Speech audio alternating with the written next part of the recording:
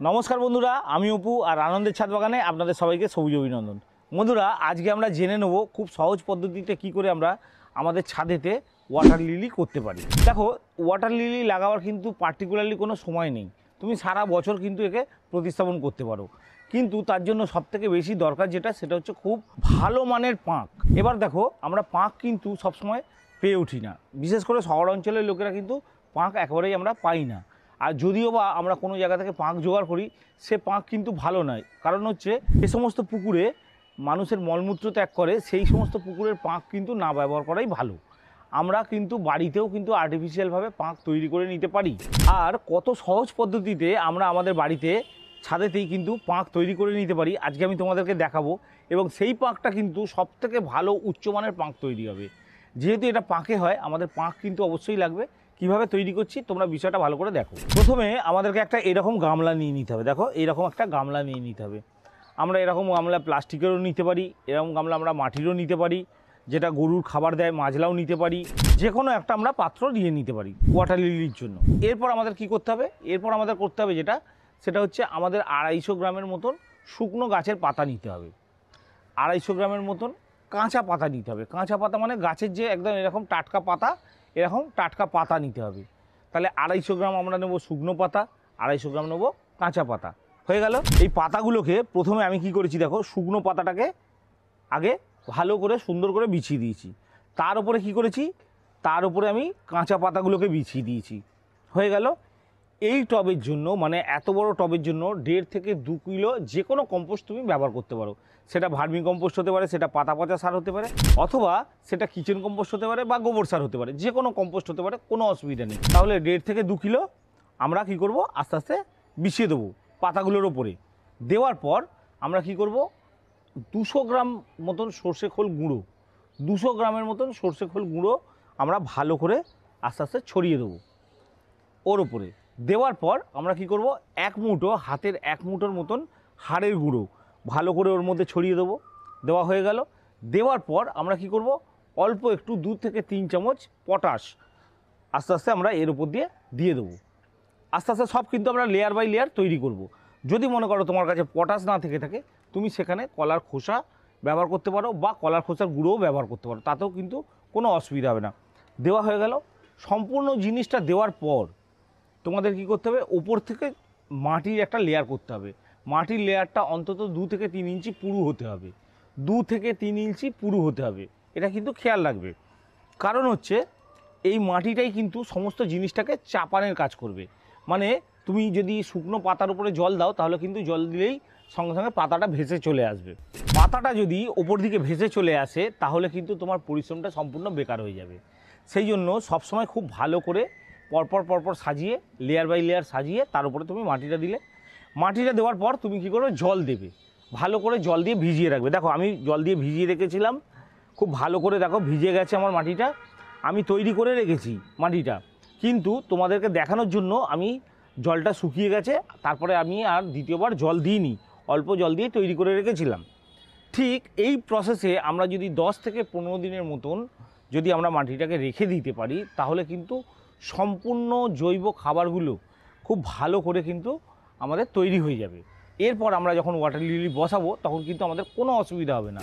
এবার দেখো, এখানে আমি কিছু ওয়াটার লিলির কন্দ রেখে দিয়েছি। দেখো, দেখতে পাচ্ছ তোমরা ওয়াটার লিলির কন্দ, এগুলো এই দেখো কত সুন্দর কন্দ। এগুলো বাজারে 40 থেকে 50 টাকার মধ্যে পাওয়া যায়। ম্যাক্সিমাম দামটা বললাম, মিনিমাম দামটা 20 থেকে 30 টাকার মধ্যেও তুমি পেতে পারো। এই কন্দগুলোকে তুমি নিয়ে এসে জলের মধ্যে এরকমভাবে ডুবিয়ে রাখবে। যখন জলে ডুবিয়ে রাখবে, তুমি চেষ্টা করবে এমন জায়গায় রাখার যেখানে 1 থেকে 2 ঘন্টা হলেও যেন সূর্যের আলো আসে। সূর্যের আলো যদি পায় এবং জলের মধ্যে যদি থাকে, তাহলে কিন্তু এগুলো খুব তাড়াতাড়ি বৃদ্ধি ঘটবে, মানে পাতাগুলোর কিন্তু খুব তাড়াতাড়ি বৃদ্ধি ঘটবে। এবারে আমি তোমাদেরকে দেখাই এগুলোকে আমরা কিভাবে বসাবো। খুবই সহজ পদ্ধতি, কিচ্ছু তোমার আলাদা করে করবার নেই। দেখো, একটা এরকম গামলার মধ্যে আমরা 2 থেকে 3টে বসাতে পারি, তবে 2টো বসালেই ভালো হয়। 2 কালারের যদি বসাতে চাও তাহলেও হবে, কোনো অসুবিধা নেই, 2 কালারেরও বসাতে পারো। দেখো, এইরকমভাবে আমরা বসিয়ে দিলাম।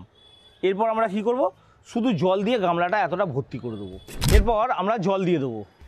জল দিয়ে আমরা গামলাটা অর্ধেক ভর্তি করে দেবো। আরেকটা কথা বলে রাখি, তোমরা কিন্তু আমার মতন এতটা শুকনো করার তোমাদের প্রয়োজন নেই। এটা শুধুমাত্র তোমাদেরকে দেখানোর জন্য আমি করেছিলাম। তোমরা কি করবে, এইরকম মাটিটা তো একদম পুরো ভিজে থাকবে, তখন তোমরা কি করবে, এইভাবে নিয়ে আস্তে করে বসিয়ে দেবে। এইভাবে আস্তে করে বসিয়ে দিলেই হবে, বেশি খোঁড়াখুঁড়ি করার দরকার নেই কিন্তু, একদম শুধুমাত্র তোমরা বসিয়ে দেবে, তাতেই কিন্তু হয়ে যাবে। এইভাবে আমরা গামলাটা ভর্তি করে দেবো আস্তে করে। এরপর আমরা টবটাকে এমন একটা জায়গায় রাখবো যেখানে অল্প সূর্যের আলো আসে, 3-4 ঘন্টা সূর্যের আলো মিনিমাম আসতে হবে, সেরকম জায়গায় আমরা রাখবো টবটাকে। মাঝে মাঝে এইভাবে আমাদেরকে ওভারফ্লো করে দিতে হবে, কারণ হচ্ছে আমরা যদি এইভাবে ওভারফ্লো করে দিই তাহলে কী হবে, পুরনো জলটা বেরিয়ে যাবে, নতুন জলটা থাকবে।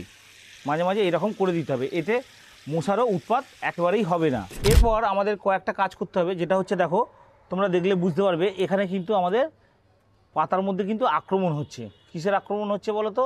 ছোটো ছোটো শামুকের। সেই সমস্ত শামুকগুলো দেখো পাতাগুলোকে কিন্তু খেয়ে নিচ্ছে। এরকম কিছু নোংরা পাতা থাকলে, খাওয়া পাতা থাকলে আমরা কি করব, সেগুলোকে বাদ দিয়ে দেবো। ঠিক এইভাবে আমরা বাদ দিয়ে দিতে পারি, ঠিক আছে। এবং আমরা খেয়াল রাখবো যে শামুকগুলো যদি দেখতে পাই, শামুকগুলো কিন্তু আমরা হাত দিয়ে তুলে ফেলে দেবো। শামুকগুলো প্রায় কিন্তু পাতার নিচে থাকে, দেখো এই রকম টাইপের ছোট ছোট, ঠিক এই রকম টাইপের, ভালো করে দেখো এই রকম টাইপের কিন্তু ছোট ছোট শামুক থাকতেই পারে, বা গেঁড়িও থাকতে পারে, কোনো অসুবিধা নেই। আমরা এগুলোকে ধরে ধরে আস্তে আস্তে তুলে ফেলে দেবো। যদি তোমাদের হাত দিয়ে তুলতে অসুবিধা হয়, তোমরা কিন্তু এরকম ছাঁকনির মাধ্যম দিয়েও কিন্তু তুলে ফেলে দিতে পারো, অথবা কোনো নোংরাও থাকলে এরকম ছাঁকনির মাধ্যম দিয়ে তুলে ফেলে দিতে পারো। তাহলে আমাদের প্রতিস্থাপনও হয়ে গেল, আমাদের গাছ বড়ও হয়ে গেল। এবার আমাদের প্রোগ্রাম কি? এবার আমাদের প্রোগ্রাম হচ্ছে ফুল কিভাবে নেব। ফুল নেওয়ার জন্য একটা পদ্ধতি আমাদের অবলম্বন করতে হবে। কি করছি তোমরা দেখো, এখানে দেখো আমি ডিএপি নিয়ে নিয়েছি। ডিএপি আমরা কি করব, সামান্য কিছু ডিএপি এরকম কাগজের মধ্যে, অথবা সুতির যদি তোমার কাছে বাড়িতে পুরনো কাপড় থাকে নিয়ে নিতে পারো। অল্প দেখো, প্রায় হাফ চামচের মতন, কি হাফ চামচের থেকে একটু বেশি, হাফ চামচের মতনই তোমরা নেবে। নিয়ে এরকম করে আমরা মুড়ে নেব, ঠিক এইভাবে। এত বড় গামলার জন্য আমরা মাত্র 2টো পুড়িয়া করব, এর বেশি পুড়িয়া কিন্তু করব না। দেখো হালকা করে মুড়ে নিলাম, কাগজটা পদ্ধতিটা দেখে নাও। আর হাফ চামচের মতন অল্প করে আমরা ডিএপি দিয়ে দিলাম, দেখো, দিয়ে এইভাবে মুড়ে নিলাম। হয়ে গেল আমাদের মোড়ক তৈরি। এরপর আমরা কি করব, এগুলোকে দিয়ে দেবো। ফুল আনার জন্য আমরা কি করব, একটা এই কোনায় একদম পুঁতে দেবো মাটির নিচে, আবার আরেকটা ঠিক অপোজিট দিকে এই কোনায় মাটির নিচে পুঁতে দেবো। মাটি তো একেবারে নরম হয়েই রয়েছে, দেখতে পাচ্ছ, আমরা এইভাবে পুঁতে দেবো। তাহলে বন্ধুরা তোমরা বুঝতে পারলে সমস্ত প্রক্রিয়াটা।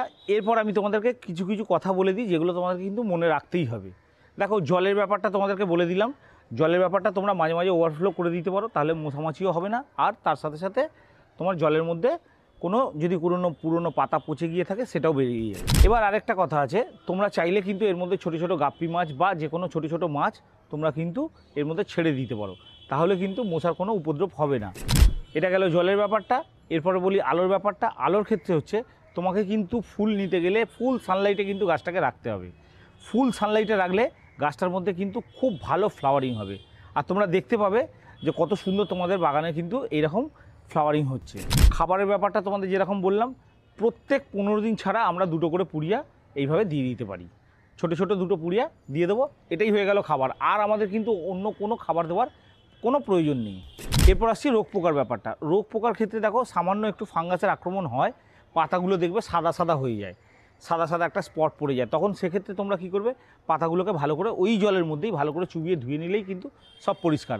তারপর ওভারফ্লো যখন করছো তখন এমনি ফাঙ্গাসগুলো বেরিয়ে যাবে, তেমন খুব একটা অসুবিধা হয় না ফাঙ্গাসের জন্য, আমি তোমাদেরকে বলে রাখলাম। আর পোকার ক্ষেত্রে বলে দিলাম তোমাদেরকে, ওই শামুক আছে, ছোটো ছোটো শামুকের মতন পোকা যেগুলো আছে সেগুলোই পাতাগুলোকে খেতে পারে। তোমরা চাইলে জাল দিয়ে বা হাত দিয়ে পরিষ্কার করে নিতে পারো, তাহলেই কিন্তু হবে, আর কিচ্ছু করবার দরকার নেই। অথবা আরেকটা কাজ করতে পারো, তোমরা মনে করো বাগানের মধ্যে তোমাদের কীটনাশক স্প্রে করছো, যে কোনো কীটনাশক স্প্রে করছো, সেই কীটনাশক তুমি অল্প করে কিন্তু দিতে পারো গাছের মধ্যে, তাতে কিন্তু কোনো অসুবিধা হবে না। কিন্তু আরেকটা কথা বলে রাখি, যদি তোমার পটের মধ্যে মাছ থাকে তাহলে কিন্তু কীটনাশকটা খুব সাবধানে দিতে হবে, খুব অল্প পরিমাণ দিতে হবে, বেশি দেওয়া চলবে না। অতিরিক্ত কীটনাশক হয়ে গেলে তাহলে কিন্তু মাছটা মারা যাবে, গাছের কিন্তু কোনো ক্ষতি হবে না, কিন্তু মাছটা মারা যাবে। সেই জন্য তোমরা তোমাদের মতন বুঝে সেই অনুযায়ী করো। এছাড়াও বন্ধুরা তোমাদের যদি কোনো প্রশ্ন থেকে থাকে তোমরা আমাকে কমেন্ট বক্সে জানাতে পারো, অথবা আমার হোয়াটসঅ্যাপ নাম্বার রয়েছে, হোয়াটসঅ্যাপ নাম্বারেও জানাতে পারো, আমি তোমাদেরকে উত্তর দিয়ে দেবো। আর বন্ধুরা যদি আমার ভিডিওটা ভালো লেগে থাকে তাহলে একটা লাইক করে দিও, বন্ধুদের সাথে শেয়ার করো। আর তুমি যদি আমার চ্যানেলে নতুন হয়ে থাকো তাহলে অবশ্যই চ্যানেলটা সাবস্ক্রাইব করে রেখো। দেখা হচ্ছে পরবর্তী আরও একটা ইন্টারেস্টিং ভিডিওর সাথে। নমস্কার।